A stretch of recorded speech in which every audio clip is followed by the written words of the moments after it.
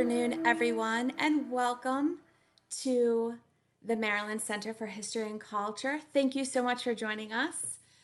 We are here with this virtual offering of our traditional Francis Scott Key lecture series, FSK from Home. I am Margot Copera, the museum's public programs manager. And this is Hillary. Hi, everyone. I'm Hillary Chang, Director of Individual Giving at MCHC, and welcome to our third installment of our FSK from Home series. As Margot mentioned, this is our virtual offering of our traditional FSK, Francis Scott Key lecture series, and it's one of our favorites. Typically, these lectures are ticketed events that are held in person in our auditorium, and then all lectures are followed by light refreshments and socializing. Since we're not able to have lectures in person now, we reformatted the series as a virtual public program. We also created the FSK from Home Giving Challenge. With this challenge, our goal is to raise $5,000 in order to cover our public program expenses for the remainder of 2020. Normally, these expenses would have been covered through ticket sales, but of course, nothing about 2020 has been very normal so far. We hope you'll consider making a donation to our FSK from Home Giving Challenge through the donate button on the bottom of your screen. As I mentioned, money raised will help support the creation of programs just like this one. Thanks again for joining us today, and we hope you enjoy the program. With that, I'll let Margot take it away. Thank you, Hillary. And thank you all who have donated or are considering to donate today to our FSK from Home Giving Challenge. We appreciate you exploring this virtual offering of our beloved on-site Francis Scott Key lecture series with us. And you're engaging with us at a very special time. On September 9th, the Maryland Historical Society became the Maryland Center for History and Culture. And after 176 years, we are stepping into this new identity that better reflects our mission to provide space for the community to discover and develop a deeper understanding of our nation's history and culture through a Maryland prism. The core values of the Maryland Center for History and Culture are to continually interpret history as we better understand what came before us and how it connects to the present. By investigating authentic primary resources, artifacts, and memory, we can uncover new historical narratives. History and culture are manifested in authentic primary resources, whether they are tangible artifacts, documents, or artworks from our collection. So today we are tapping into the expertise of our own staff here at the Maryland Center for History and Culture. Mark Letzer is the president and CEO of the Maryland Center for History and Culture, and in 2003, he edited the Diary of William Ferris, the daily life of an Annapolis silversmith with Jean B. Rousseau, and he also curated the exhibition A Gardener's Tale, the 18th century world of Annapolis silversmith William Farris. Mark has also written numerous articles on Maryland silver and decorative art and is a historian specializing in 18th century Maryland silver. Welcome, Mark, to our virtual FSK from Home series. Thank you, Margot. I know that you really like to be in person in front of a podium, but you've been so great to explore this virtual realm with us, so we appreciate it. It's a new world. So you actually created this traditional lecture series, the Francis Scott Key series, back in 2008. What was the motivation for this creation? The motivation was the fact that we had basically, at that time, very static exhibitions that had been long installed, and we have such an extraordinary collection of decorative and fine arts in this institution that I wanted to find a vehicle that we would be able to share that. So we came up with a series of 6 lectures per year, focusing on items from Maryland, not only from our collection, but that were relevant to the material that we had in our collection. So it very much focuses on the material culture of Maryland, and we've been very successful with it for a lot of years now. And our collections are also where most of your research stems from. In fact, I know that you started your research when you started your diving into your personal family history using the collection here at MCHC, and that turned and sparked your book. Is that correct? That's correct. Yes, I came here in 1995, like many people that come to this institution the very first time, to figure out what my personal connection was to Maryland history. And I did find it, and I found an ancestor of mine was a clockmaker and a silversmith in Annapolis, William Farris. I grew up knowing about him. We had all that information growing up ever since I was a child, but I wanted to know more. So I came to look at the primary sources, which are invaluable: his account books, his diary, the cash books, as well as the incredible shop drawings that we have in the collections here. They're only surviving 18th century colonial shop drawings from an American shop, silversmith shop, as well as pressed tulips and many other things that helped me to weave this together, and working with the incomparable Jean Rousseau, who is a historian that has just recently moved away, but has spent the last 30 years combing through and really delving into the history of Annapolis from an archival source. So we put our forces together and came up with this work, which has now been out 17 years. It's incredible. So you spoke about the Ferris's dried flowers and the shop books. Is there any other primary sources that you found in our collection that really found to be the most valuable in crafting this narrative about your family, or about Absolutely. No, I mean, sparking plenty of items in more? the museum's collection as well, apart from the library collection. I was able to use, in fact, a lot of those are illustrated in this talk today. So I'll be able to see, and most of what you will see today, most of the images and the objects are from the collection of the Maryland Center for History and Culture, and otherwise they are either privately owned, or I will mention where they are from as we go. Perfect. That actually is a great segue into getting started onto what you have to say. So I'll leave you, and I'll see you soon. And please, everyone, if you have any questions for Mark Letzer or for us here at the Maryland Center for History and Culture, please use the question and answer button during his talk. Thank you, Mark. Thank you, Margot. So as we go, this image, the cover image, is actually the Milburn watercolor that belongs to the Hammond Harwood House in Annapolis. You probably have seen this if you've ever toured that house, but it is a perfect rendition of what Annapolis looked like right on the eve of about 1800. So it's a little past our period, which is a little bit earlier, but nonetheless, it helps to illustrate our talk, and we will wind up with this image as well at the end. This is the plan of the harbor and city of Annapolis, drawn by Major Capitaine, aide to the Marquis de Lafayette in 1781, courtesy of the Maryland State Archives. So the period generally characterized by the Golden Age of Annapolis refers to the dozen or so years before the American Revolution, when Annapolis was the political center of the colony as well as its social and economic center. The wealth generated by several decades of prosperity in the tobacco trade began to be spent in the city in the form of elegant brick mansions, fine furniture, lavish wardrobes of silk and velvet, tall case clocks, and silver. This is the ground plat of the city of Annapolis. It was done in 1695. The plan was by Francis Nicholson. It was depicted in the 1718 survey by James Stoddard. This also is courtesy of the Maryland State Archives. I want to actually talk right now about these two circles. You'll see what's called the public circle here, and that is the state circle, and then the church circle. This is a Baroque plan, and the entire city is based off of these circles with radiating streets that look like the spokes of a wheel.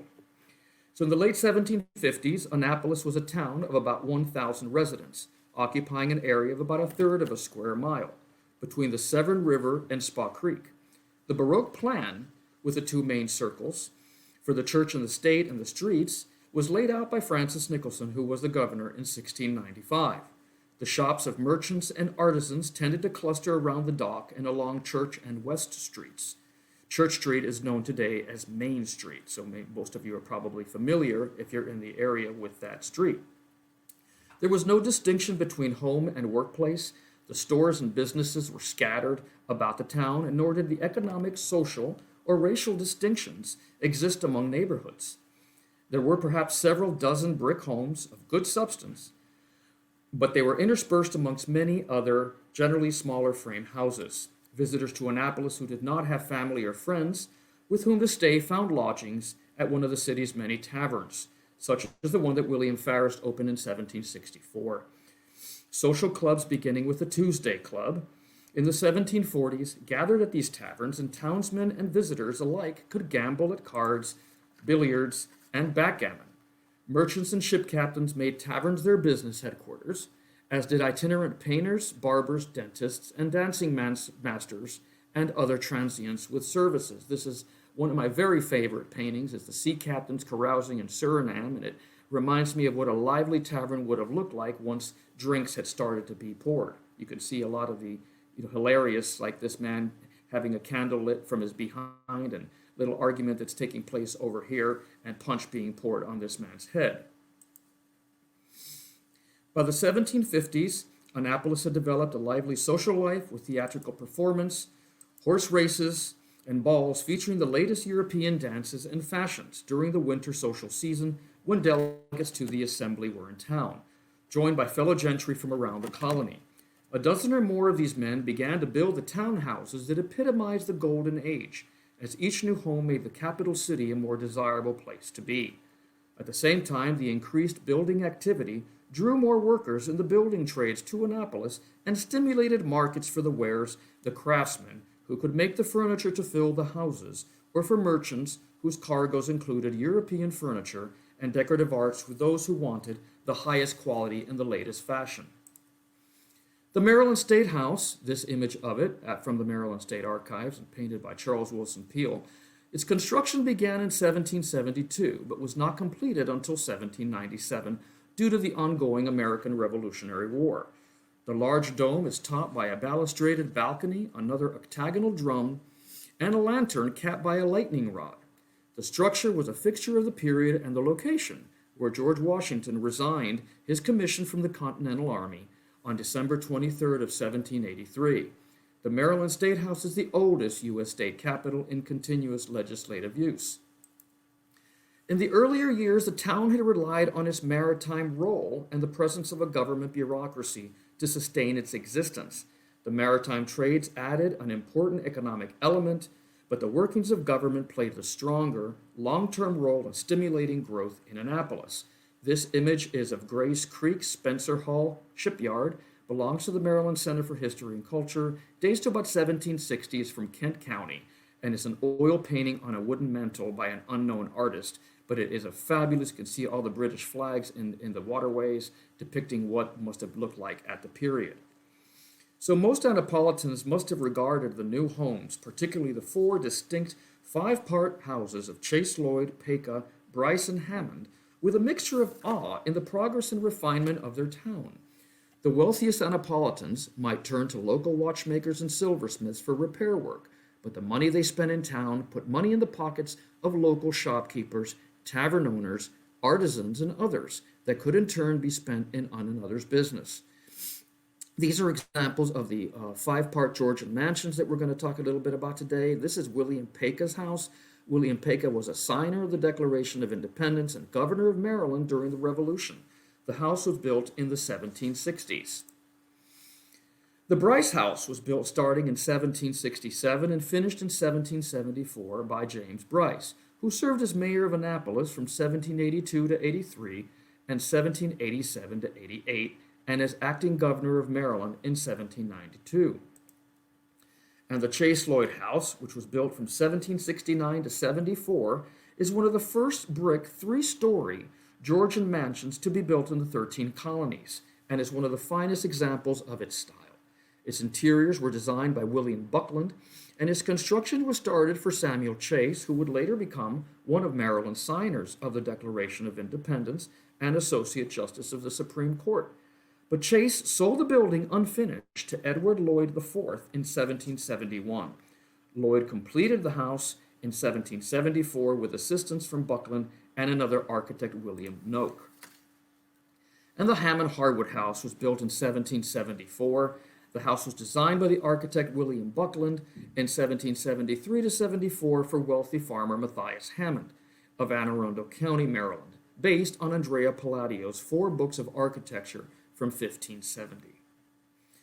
The Reverend Jonathan Boucher, rector of St. Anne's Church in the early 1770s, described Annapolis as, quote, the genteelest town in North America.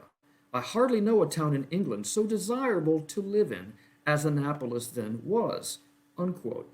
William Edis, who arrived in Annapolis in 1769, wrote in a letter home that, quote, in a few years, Annapolis will probably be one of the best built cities in America, as a spirit of improvement is predominant, unquote.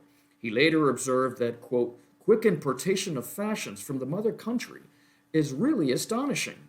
I am almost inclined to believe that a new fashion is adopted earlier by the polished and affluent American than by many opulent persons in the great metropolis of London, unquote.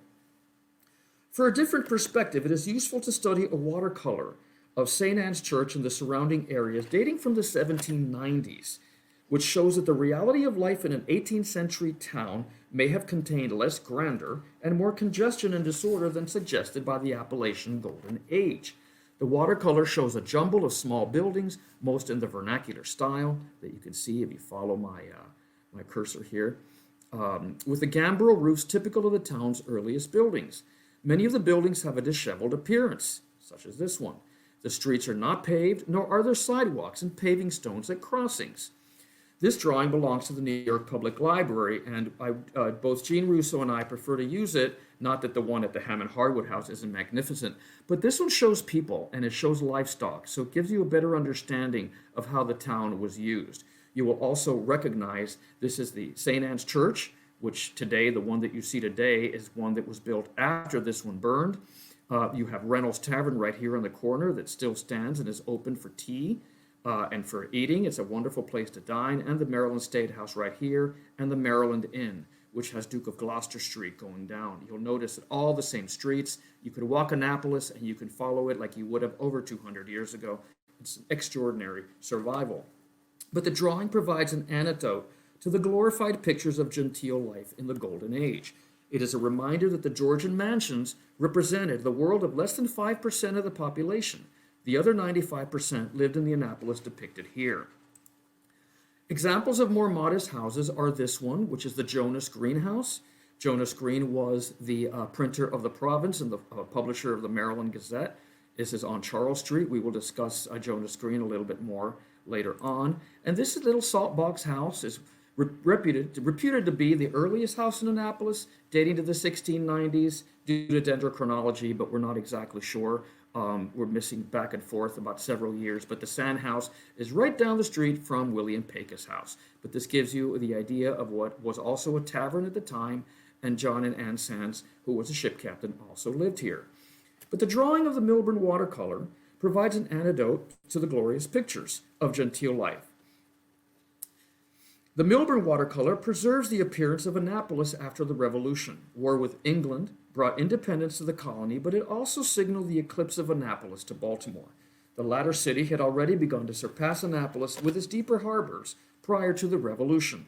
The population in Annapolis in 1776 was 1,300 residents, and Baltimore had 6,700. By 1800, Baltimore had 31,000 residents, and Annapolis was left far behind. Because this talk is tailored to the decorative arts and fine arts of Annapolis's Golden Age, I'm going to illustrate some of the objects that were imported and also those made in Annapolis. Most of these are in the collection of the Maryland Center for History and Culture, formerly the Maryland Historical Society, and I'm indeed lucky to be able to work with this collection on a regular basis. Period inventories as well as order books reveal a world of information that allow us to look back into this window of time. Examples of imported materials include wallpaper, silver, furniture, bed hangings, jewelry, shoes, dresses, waistcoats, canes, hats, and myriad other accoutrements needed by gentlemen and ladies of the higher social strata. Historically, it is these items that we have come to know down through the time, allowing us a glimpse of this life. But how did these items get here? To begin with, we need to understand the concept of how luxury goods came to Annapolis in the 18th century. As an English colony, Maryland was especially dependent on England for its luxury goods. Many of these were imported using tobacco credit, which was based on the hogsheads that had been previously shipped to England. With the aid of factors or agents, objects were sent back in the latest fashion for use in lavish interiors. This diorama in the Maryland Center for History and Culture effectively illustrates the cycle of tobacco growing from planting here, through gathering, through the shipment, and focusing on the enslaved blacks on a plantation at the time. And here you can see them gathering the tobacco, drying the tobacco here in this house. Then they would prize it into hogsheads, put it onto a ship, and sail off to England to return as a luxury good. The manor house in the center clearly illustrates the center of this system. Urban populations like Annapolis, however, had enslaved blacks permeating the community. In 1783, the total number in Annapolis of 1,275 individuals. Of these, 822 were white, or 64% of the population, 453 were black, or 36%. This percentage of blacks is high indeed, but their detailed participation and involvement in all matters in the town is unfortunately largely absent from the records. We know that there were black artisans, both free and enslaved, and there was an active network of enslaved individuals who could be hired out as well. In most households, the women worked as domestic servants, cooks, laundresses, and housemaids, while the men might be valets, grooms, coachmen, gardeners, sailors, or craftsmen, depending on the status and occupation of their owners. On November 9, 1778, clockmaker and silversmith William Farris took out an ad in the Maryland Journal and Baltimore Daily Advertiser announcing the sale of a Negro silversmith, jeweler, and lapidary. We do not know the identity of this craftsman, but he is significant to the story of Farris's enterprise. We do not know why Farris sold this enslaved man, why he chose to sell him in Baltimore, nor after diligent searching have we ever found his identity. More importantly, Farris made the investment of training an enslaved person or acquiring a trained enslaved man in such a highly skilled craft. Although skilled slaves could be found in many craft fields in the colonial period, their work generally took place in more utilitarian trades such as blacksmithing, carpentry, cooperage, shipbuilding, and shoemaking. Enslaved persons who practiced the craft Farris advertised were rarely mentioned. It is regrettable that we do not know who purchased this enslaved silversmith or whether the man developed his craft any further. Recent claims have been postulated that this particular individual was likely the creator of finished products that survive today and emanated from Farris's workshop.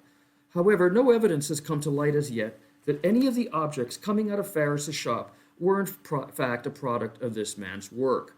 While it is possible that he might have been involved with the few surviving objects we can attribute to Farris's shop, we do not know this to be the case. Farris advertised in 1760 and in 1763 that he had hired silversmiths for his enterprise. Recent research into the construction of its very few surviving silver objects indicates a Philadelphia connection to the workshop of Philip Singh Jr., known for crafting the inkstand that was used to sign the Declaration of Independence. The hiring of a complete silversmith from Philadelphia in 1763 points to this likely scenario. We will shortly look at another example of Farris's abilities working with silver. During the importation embargoes of the 1770s, immediately before and during the Revolutionary War, consumers were forced to use their local craftsmen for items that would otherwise have been imported from England. Although these craftsmen had been performing repair work, they were not generally commissioned to make larger, more impressive pieces of silver and furniture. This is not to say that they were not busy with stock items like spoons and cans, which is the term for mug in the 18th century, and jewelry as well as watchmaking. They did indeed work in these trades and produce this material. Middling planters and others of equal social standing were likely to commission these artisans for some of their plate, as silver was also known. Local craftsmen also imported wares from England for sale in their shops. The Revolution would change that for a period of time, and although imports picked up again after the Revolution, they would never again regain the momentum they had enjoyed before then. Stylistically, though, the work produced by colonial craftsmen was identical to their English prototypes. We can see individually in these slides here You have a cream pot by William Farris's shop, a strainer as well from Farris. There is a can from William Whitcroft's shop, as well as a ladle from William Farris and one by Thomas Sparrow, all of them Annapolis silversmiths from the 1750s, 60s, and 70s. In this close-up, you can see here of a typical single-bellied cream pot that was not only common in Georgia and England, but also in the colonies. So even though these objects were being made locally, stylistically, they do not differ whatsoever from their English protoparts. I want to point out a slight little moment here. This little knuckle that you see is part of the research that's been going out in the construction of Farris's work. This is exactly the same cast foot that Philip Singh Jr. was using in Philadelphia. Here we see Farris's mark of his shop, WF, as well as the detail block monogram of the people that actually own the creamer, as of yet unidentified. The same with his punch strainer. Punch strainers actually occurred in quite a great number in the period. They're referred to a lot. Again, speaking of Philip Singh of Philadelphia, you can see this kind of provincial, the way this bowl has been pierced, but when you see this handle, it is identical to the cast handles that Philip Singh has in Philadelphia for his works. This can that is marked by William Whitcroft from Annapolis is another form that's identical to all of that cans that were formed that came from England in the period. Cans which were also mugs today, we call them, but these baluster cans, pear-shaped as they were very, very common in the period. They survive in great numbers up and down the mid-Atlantic, but in Annapolis, we only have a handful of cans that survive.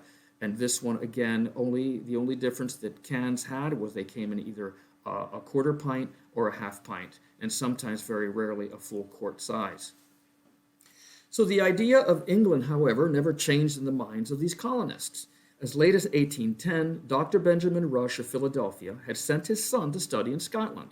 Writing about a trip his son James was to take to London, he wrote, quote, "That great city is an epitome of the whole world. 9 months spent in it will teach you more by your eyes and ears than a life spent in your native country," unquote. As Julie Flavel states in her book, When London Was the Capital of America, quote, "For any young man, even for a young citizen of the new American Republic, experiencing London was a rite of passage. The War of Independence had wrought no change in this respect," unquote. This image is of the Palace of Westminster and New Palace Yard by Thomas Sandby. So silver was considered one of the most desirable of all luxury goods, and a handsome collection of plate was an enviable thing to have in the 17th and 18th centuries. Virginia planter William Fitzhugh wrote his agent in London in 1688, quote, "For now my buildings finished, my plantations well settled, and being sufficiently stored with goods of all sorts, I esteem it as well politic as reputable, to furnish myself with a handsome cupboard of plate, which gives my present use and credit, is a sure friend at a deadlift, without much loss, or is a certain position for a child after my decease," unquote. Silver signified wealth. In its raw form, it was specie or currency derived from coins in the colonial period before banks as we know them today were in existence.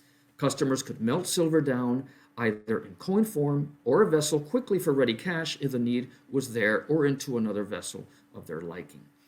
Annapolitans ordered their plate from factors in London along with most of their luxury items.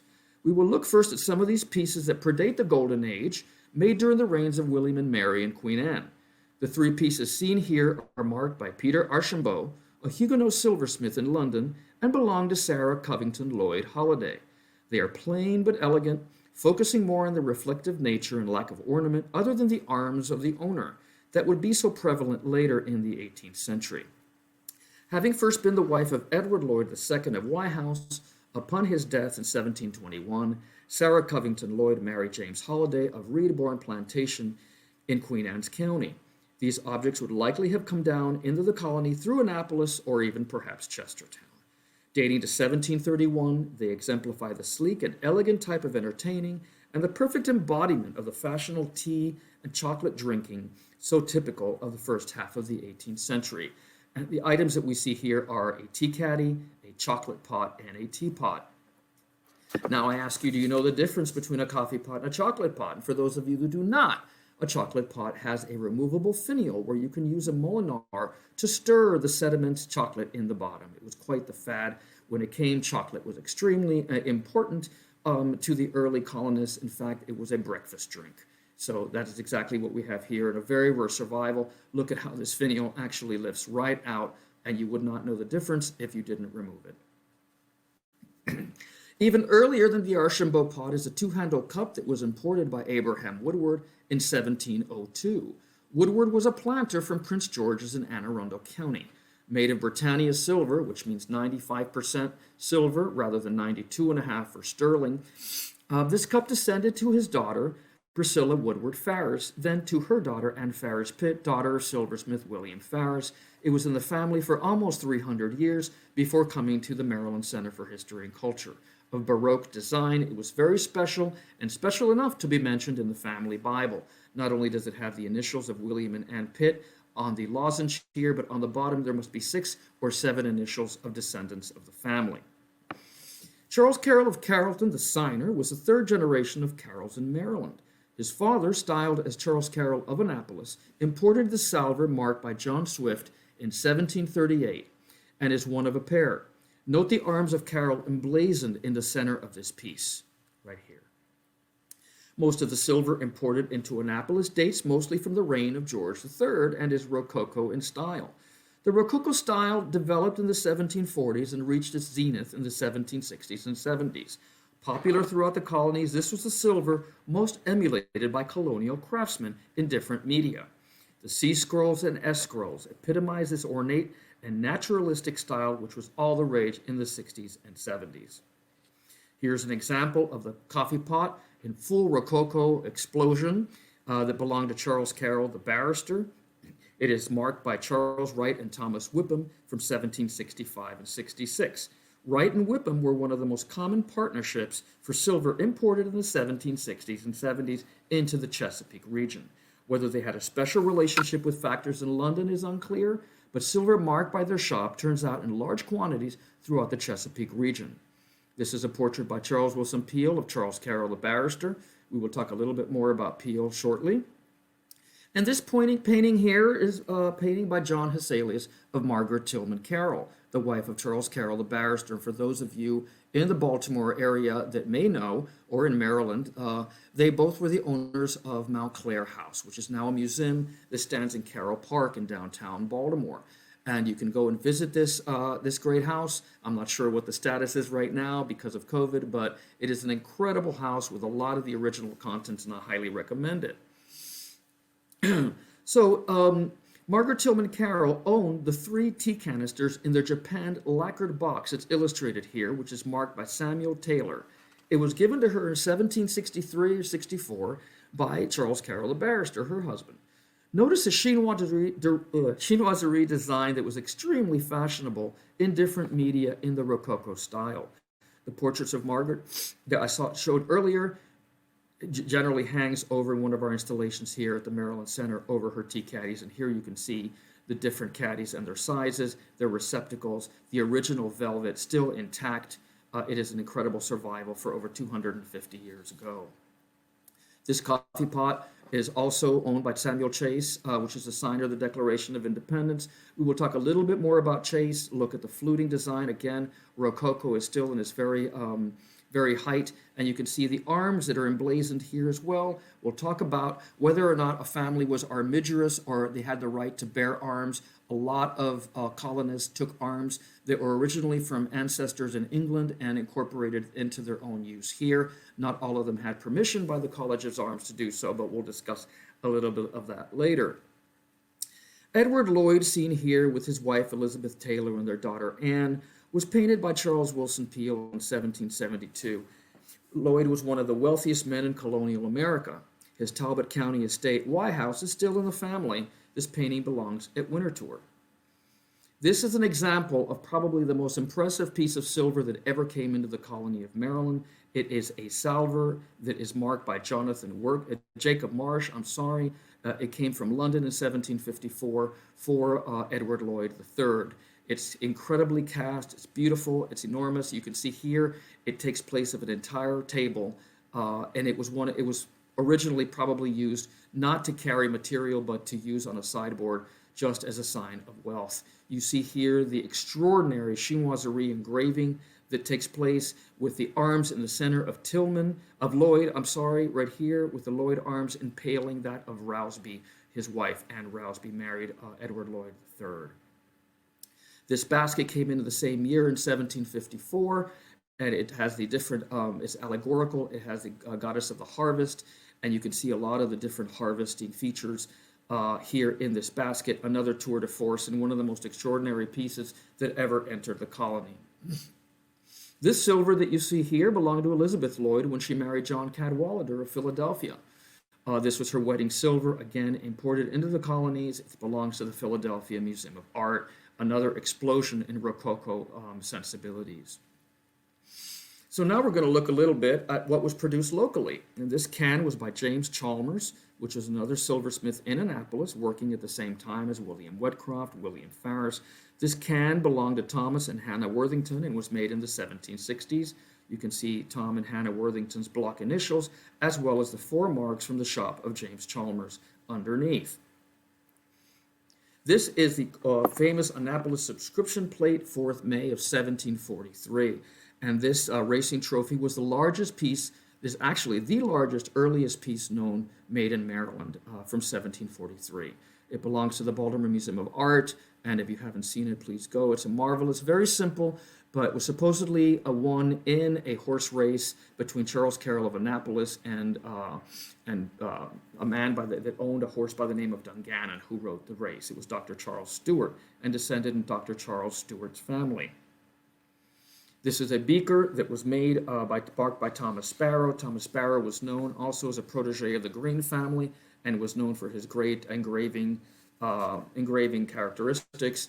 You can see an ad that Sparrow took out here in the Maryland Gazette saying that he's a goldsmith and jeweler from Philadelphia. There's been some speculation that he may have been the one that worked in William Farris's shop. We just don't know.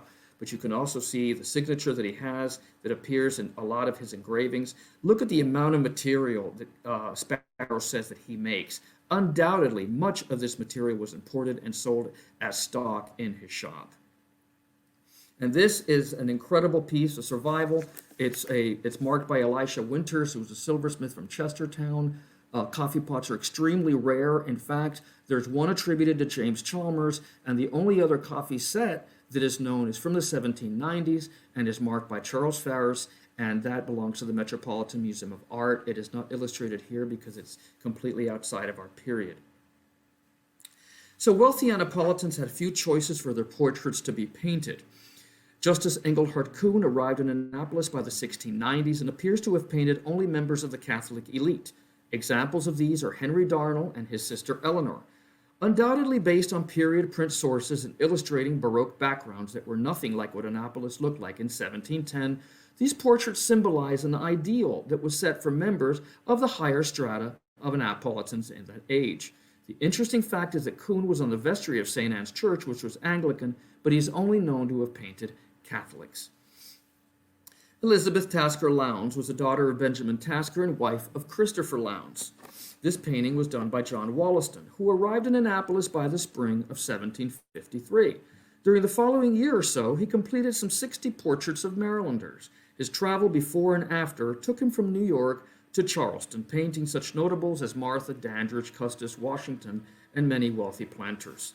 Wollaston's work was widely respected in his day, as evidenced from the short piece of poetry published in the Maryland Gazette in 1753, stating, extempore, on seeing Mr. Wollaston's portraits in Annapolis by Dr. T.T., we do not know who Dr. T.T. was, behold the wondrous power of art that mocks devouring time and death, can nature's every charm impart, and make the lifeless canvas breathe. The lily blended with the rose blooms gaily on each fertile cheek. Their eyes like sparkling gems disclose, and balmy lips too seem to speak. Nature and we must bless the hand that can such heavenly charms portray, and save the beauties of this land from envious obscurity. John Ross, also painted by John Wollaston, served as clerk of the provincial court from 1729 to 1764, owned a plantation known as Belvoir, and was the great-grandfather of Francis Scott Key, author of the Star-Spangled Banner. Oops. A little ahead of myself here. Sorry. Oops. Okay. Perhaps no other individual is as well known to paint the faces of Marylanders in the 18th century as was Charles Willson Peale. Born in Kent County, Peale, a saddle maker, received his first painting lessons from John Hesselius through the exchange of a saddle. Beginning with portrait miniatures, Peale was sent to England to study under Benjamin West by a group of wealthy Annapolitans, including Charles Carroll the barrister, illustrated previously, who recognized his promise. Peale returned and served in the Revolutionary War. He painted George Washington from life several times and founded a dynasty of painters. Charles Willson Peale was dubbed the painter of the Revolution. Examples of Peale's work are the monumental portrait of Declaration of Independence signer William Paik, as seen here. Executed on mattress ticking, Peale experimented and had to repair the painting more than once in his life. Samuel Chase, another signer and jurist of Maryland, is seen here with his law books. Note Bacon's Laws of Maryland in the background and also Sidney on government. We saw Samuel Chase's coffee pot recently, a few slides before, but please notice that there's actually a lot that can be learned from these paintings, particularly the fact that he wants you to know that he is a jurist and he is an attorney and he has the material right here next to him. So porcelain was another must for the well-set fashionable table. English soft paste porcelains had been imported in great numbers, but Chinese examples, Chinese porcelains, came into great demand because of their durability and whiter tone. But it was not until the 1780s that porcelain was imported directly from China. Before that, it had come via England and then to the American colonies. This is a vase in the collection of the Maryland Center for History and Culture that is emblazoned with the arms of Townley. Now, Townley was the great aunt of Samuel Chase. He used her arms because Chases were not armigerous, and he actually put her arms on his entire porcelain service. And most of that porcelain service of Chase, there are plates here and there, but the great bulk of that service is at the loose center of the Metropolitan Museum of Art. So if you've ever been there, you can see this extraordinary material. Other examples are Charles Carroll the barrister's Imari Chinese porcelain. It's done in the Japanese Imari taste, but this was done in the 1740s or 50s, and there's an entire service of this at Mount Clair, and there are also a few pieces of this service that are around different museum collections. And this one here is a dessert plate from the Goldsboro collection from Myrtle Grove, and you can see the Goldsboro crest here at the top of the plate. Armorials are very important to the gentry, even though I said earlier, many of them did not have permission from the College of Arms to display these arms. They nonetheless did it freely on their book plates, they did it on their porcelain, they did it on their silver, they did it on the carriages that they rode in, because they knew that it separated them from the regular folk. This is a beautiful punch bowl, also in our collection, that belonged to the Sprigg family of Anne Arundel County. The Sprigg plantation, Primrose Hill, was exactly across the river where the Naval Academy is today. So the examples of furniture we will see today were mostly made at Annapolis, but I want to point out a fabulous English cellaret or liquor case owned by clockmaker and silversmith William Farris. It is an exemplary piece, and bottles are all gilded, as you can see. That this many bottles survive is extraordinary, and although dating to 1797, or that's when it's actually engraved on the escutcheon, it is of a later period, but too wonderful not to include in this presentation. John Shaw emigrated to Annapolis from Glasgow, Scotland at the age of 18. He lived and worked across the street from the Maryland State House, which undoubtedly helped Shaw obtain commissions from the Maryland government for over 30 years. He partnered with Archibald Chisholm for a period of 4 years from 1772 to 1776, allowing us to date their work accurately. The case of the clock seen here was made in their shop, and the works were made by William Farris. And here you see the label, this very fuzzy, I apologize, of Shaw and Chisholm cabinet and chair makers in Annapolis.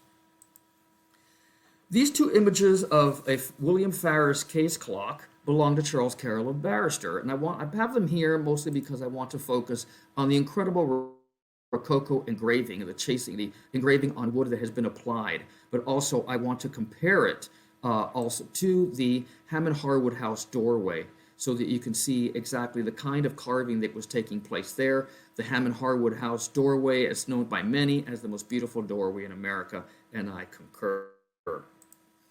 This monumental armchair, circa 1797, traditionally referred to as the governor's chair, was probably used in the Maryland governor's council chamber along with 6 other armchairs, and it was also from the shop of John Shaw. And this incredible sofa, dating circa 1772, belonged to the Holiday family from Reedbourne in Queen Anne's County. The sofa is another monumental piece and the largest in the museum's collection. It was possibly made by Gaume, Son and Mallet in London. The sofa was owned in the Holiday family for 11 generations, but it's incredible to think of the enormity. It's the largest sofa in our museum's collection, and I can say that it must have been extraordinary to bring this over on a ship. So the fact that they imported this versus have one made locally speaks volumes. Probably nothing says in the latest fashion more than the material we cover our bodies with. What does not survive is easily examined in paintings of the period. Now, this painting is of Anne Ogle Taylor, who with her husband John Taylor of Mount Airy in Virginia was renting a house on Rideout Row in Annapolis in the 1790s. Although it's a little bit later from our period of the Golden Age, it is one of only 2 Annapolis interiors that are known in a painting. It's this one and also one of the Ely Valet family that was painted by Charles Wilson Peale, its whereabouts of which I am not aware. These are examples also of collections of courtwear, this vest and then this wonderful court coat from our collection, and as well as this dress that belonged to Mrs. Tench Tillman, and it was from the Revolutionary period. Incredible, though, that she kept it for many years. In 1824, when the Marquis de Lafayette visited in his triumphal tour, she actually had to let it out and adjust this dress. It's in our collection. It's one of the most valuable items in our fashion archive. This is another wonderful dress from the 1780s, sort of giving the impression of what it looked like at that period to be in Annapolis. So a gentleman was known by his library. Perhaps the best 18th century Maryland library to be studied to date is that of Edward Lloyd IV of White House, which in 1796 was the largest 18th century Maryland book collection of which a record has survived, comprising 701 titles and 2,550 volumes, books and pamphlets. Of these, 683 volumes are still on the shelves at White House today. Planters' libraries ran the gamut from agriculture and husbandry to novels and books on travel, geography, and even in different languages. Daniel Delaney the Elder, a prominent lawyer and land developer in colonial Maryland who held a number of colonial offices, had 95 French books listed in his estate inventory at the time of his death in 1753. Books on law, the Enlightenment, and philosophy were also part of a gentleman's library. This volume of John Locke's works is one of a set of 3, dating to 1751, that were owned by William Goldsborough of Peach Blossom in Talbot County. Books such as these would have been most likely imported into Annapolis or Chestertown as well. Bacon's Laws of Maryland was a monumental achievement published in 1764 by Jonas Green. Green moved to Maryland in 1738 and became the province's official printer. Green was a protege of Benjamin Franklin in Philadelphia and became the publisher of the Maryland Gazette. The frontispiece of the book was engraved by silversmith Thomas Sparrow. You can actually see, you probably can't see it very clearly here, but it's signed right here, Thomas Sparrow sculpt. Just this past year, the Maryland Center for History and Culture acquired a powder horn used by Jonas Green. Here's a closer look at the where you can see basically Thomas Sparrow sculpt down here with the arms of Maryland, Crescenti e Multiplicamini. So we acquired this powder horn used by Jonas Green in the French and Indian War in 1759.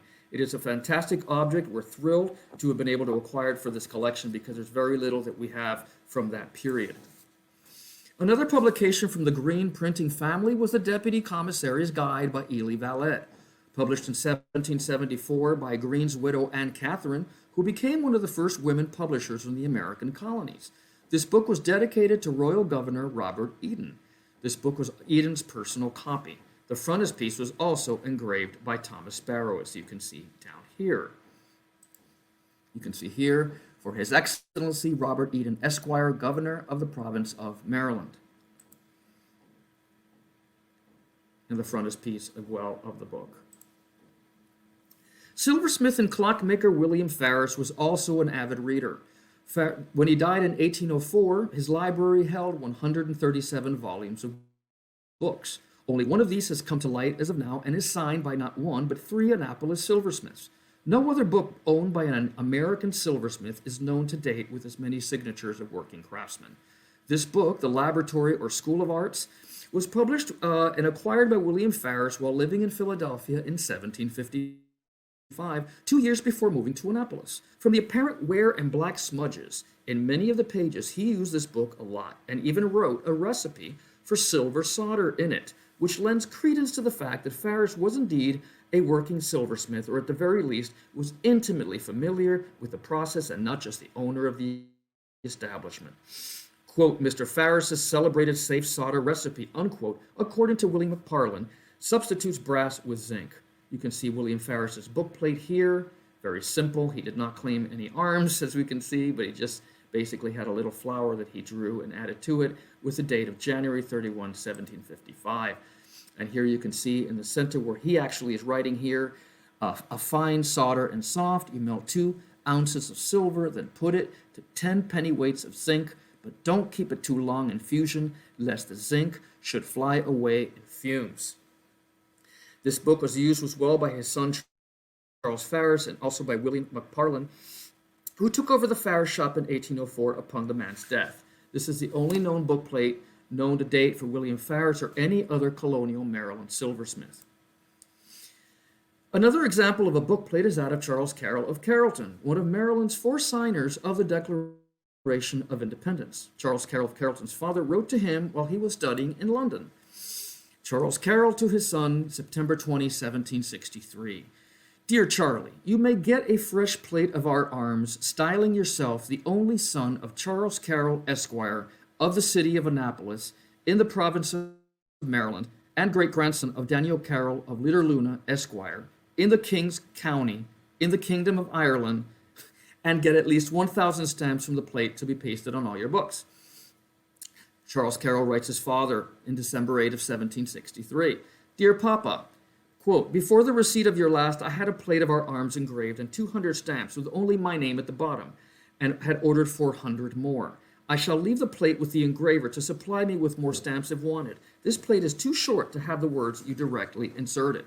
Now, what's interesting about this and research that I actually did on this bookplate for years is I wondered, what is the point of having this cherub with his finger pointing with just up one index finger? What is going on? What is he trying to tell us? And it finally occurred to me, it made perfect sense. In following, he is saying right here that he is Charles Carroll, the one and only son of Charles Carroll of Annapolis. Here are the arms of Carroll, the crest of Carroll, and the fully emblazoned with his name Carroll, which I think is just a fantastic little detail.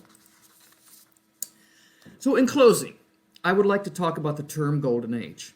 It was never mentioned in the 18th century, but seems to have surfaced sometime in the late 19th century as a romantic concept of a perfect period in time.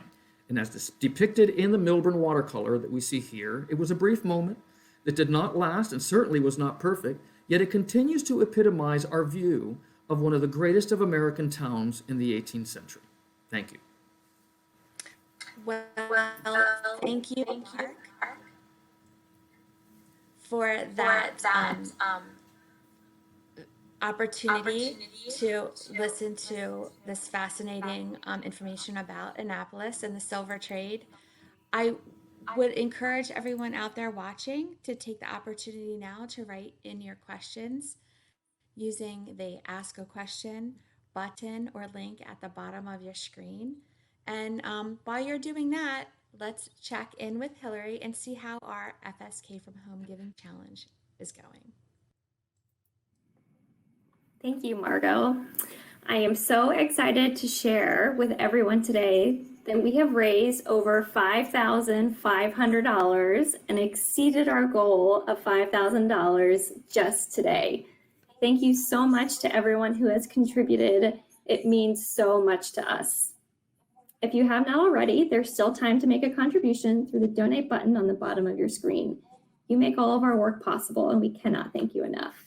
And now it's time to get back to your questions. Wow, that is really amazing. Thank you, Hillary, for giving us an update. And thank you everyone out there for supporting us here and helping us make these programs virtual. And I hope that you come into our museum in person and take your time and look at the amazing new exhibitions that we have. Um, we have set up for you and opened a lot at the beginning of September. Okay, let's get to questions. We actually have a very lively chat and a lot of questions for you, Mark. Okay.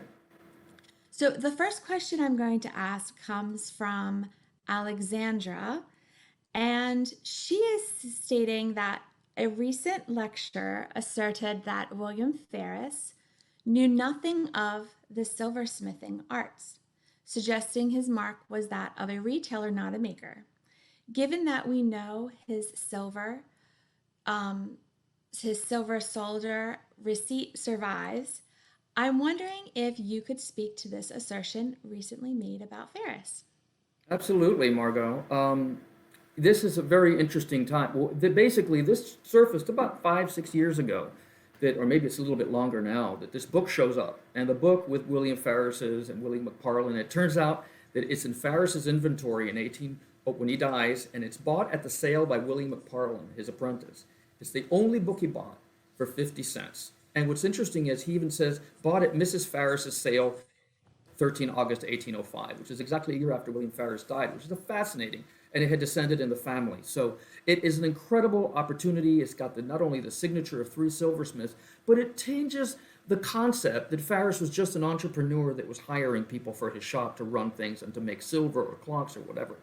So I do believe that in the period, Farris did indeed.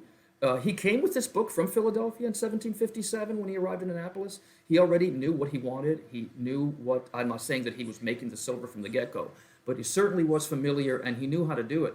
There are also surviving shop drawings from William Farris's shop. I wrote an article for the magazine Antiques in 2006 that people can refer to about that article. About the shop drawings, which are extraordinary. And they're the only ones that are known for a surviving 18th century American silversmith shop. And they're large. There are no exact replicas of the silver that survive. In fact, that's actually a good opportunity here. There are only 4 pieces of hollowware known to be attributed to William Ferris's shop. There are 3 cream pots like the ones I illustrated and the punch strainer. That's it. The rest are 2 soup ladles. One is in a private collection. One is at Winterthur Museum. And the rest are spoons or 2 pairs of tongs. Both pairs of tongs, one is at the Baltimore Museum of Art, where they have 1 pair of scissor tongs, and the 1 pair of tongs here at the Maryland Center for History and Culture. The rest are spoons, tablespoons and teaspoons, so far to date. So it's extremely rare. Hardly any of it survives. Like I said earlier about Charles Farris, his son, he has a coffee set that he makes. He's marked. It's from the 1790s. That's all we have for Charles, except for a punch strainer that's at the Baltimore Museum of Art, a soup ladle in our collection, and spoons. So there's just very little. In fact, I could only find probably close to 25 to 30 pieces of hollowware that are extant from the Annapolis colonial period. And Ferris actually was not born in Baltimore, correct? Oh, he was born in London. And he was not trained by his father, who was a silversmith, correct? His father was a clockmaker. So William Farris was probably trained as a clockmaker. We know very little about what happened in Philadelphia. We know that he was there with his mother. We know that when he first arrived in Annapolis, he took out his first ad in March of 1757. He's saying he's a watchmaker from Philadelphia who also makes clocks. And so he was probably trained in that. He was a true Renaissance man. William Farris was hybridizing rose bushes, and he was experimenting with hydrogen and with electricity. So you have to think about the age of the Enlightenment, like Charles Wilson Peale. They were polymaths. They're sort of they were into everything, and nothing stopped their experimental nature. So it doesn't surprise me that he could pick up silversmithing or any of these other pursuits. Well, that actually leads to a question Karen has out there. We know that Ferris did keep a diary of sorts, and it was very meticulous. Why do you think that he kept such a meticulous diary? Don't know. I really think that it was probably kept as a garden journal because that's mostly what he's doing. So he starts on January the 1st of 1792, and he's talking about the weather. He really much writes a fine day or a drizzly, disagreeable day, or this has not been a good day. but almost always there's something to do with the garden. So I'm thinking it's probably, but he couldn't help himself by inserting other news, family news, what's going on, whether he's in the shop today, what happened down the street, who died, who had a fit, who was buried. So it does turn into this wonderful, collection of material. It just brings Annapolis in the 1790s to life. It's the only post-colonial document of its sort that we can actually have, that we can use and that we can work with. And that is the value, one of many, many values of a primary source such as this, because Absolutely. not just looking at, we get a holistic picture of what life was like, social history, all kinds of things. And that is why we really push for primary sources and these historical documents, right? Exactly. Exactly. Yes. Now, there's a little bit of time left, but there's lots of talk in the chat and questions about chocolate and coffee A pots. chocolate and coffee So pots. Okay. everyone Sure. loves everyone loves chocolate. Sure. So a couple questions for you just quickly about the tea and the cocoa pots. April is saying that they look really hard to clean. And was there a particular tool historically that would be used to clean the pots? That's actually very good question. And it's we know that there were most of the times in small towns you would just go back to the silversmith to have them clean. A lot of the oxidation of silver, especially in sterling versus Britannia, I mentioned Britannia silver, which is a higher silver content. Oxidation today is probably worse because of pollution and because of sulfur in the air than it would have been in the day. So things wouldn't have gone brown. I'll tell you, the moment I turn on my heater at home, the silver all turns brown. So there are elements in our air that are causing tarnishing to happen. But tarnishing is a natural phenomenon, on silver, especially with the copper underlying. So yes, but there were things that you could use. There were ingredients that could be used, and there were recipes that could be used at home as well. And why do you think, or why were the coffee pots so rare? You mentioned that You mean the chocolate pots? the chocolate pots. Well, because you Yes. didn't need a chocolate. In other words, you could make chocolate in a coffee pot. You could just pick the lid up and you could stir it, right? So you didn't need a special implement that you could lift the finial out and use a long rod to do it. So that was just an extra affectation, a wonderful one. But you don't need a chocolate pot to make chocolate. So that's why just the luxury, the real Luxury, completely. beyond, on top of Over the the top. was a You have the luxury ladies item. over for chocolate and you have your chocolate pot. Yes. Okay. And then lastly about the pots there, we had a question about the piercings. Mary Rose is asking about the piercings on the basket. Hmm. Yes. Well, What about them? Well, we had, what about them? Well, piercings, pierced work was actually very rare in the colonies. Okay, so that piece came from England. It was imported. They had specialist workers in England for just about everything. Large workers, small workers, some that made buckles, some that made casters. The man that made the Samuel Taylor, he made the tea caddies for Mrs. Charles Carroll, the barrister.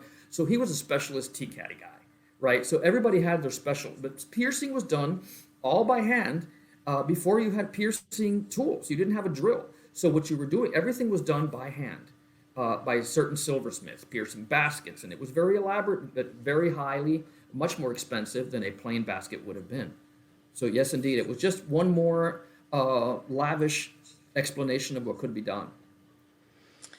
Okay, I think this will be our last question. And for those out there, there are many questions about if this program is being recorded. And yes, it is being recorded and will be made available to you in about a couple weeks once we edit it and process it. And you'll receive it in an email, the link, and also on our social media, as well as our website. So just keep posted on that. But our last question today, Mark, for you comes from Addison. After such an illustrious start, why did Annapolis essentially remain a small town? and not become a Baltimore or Philadelphia? And Because number one, it's great question. The eclipse of Baltimore, the eclipse of Annapolis to Baltimore, because Baltimore had deeper harbors for shipbuilding. Annapolis was tiny. It only had one road by land, which was on West Street. It was the only way to get into the town. It is a tiny, tiny little place, so it could not explode. It had nowhere to go, and so that's why Baltimore had deep harbor and it had the entire countryside to spread out into. perfect. Thank you very much. Thank you everyone for those questions. We love to see questions. It makes it so much more engaging. Our our programs that we do. And thank you, Mark, for such a wonderful program. Thank you Thank all you. for joining us for this FSK from home. Please consider donating toward the series and join us next month on Thursday, December 3rd, for another lunchtime virtual lecture, our last one for the season. Jean Baker, who Mark knows very, very well. She is the author of Building America, The Life of Benjamin Henry Latrobe, and our very own Director of Publications, Martina Cato, will be together virtually to discuss Latrobe's contributions to American society and the challenges that arose in his private and public life. So we will see you all next time on the 3rd of December. And thank you again, Mark, and everyone out there for coming and participating and donating today. Thank you very much.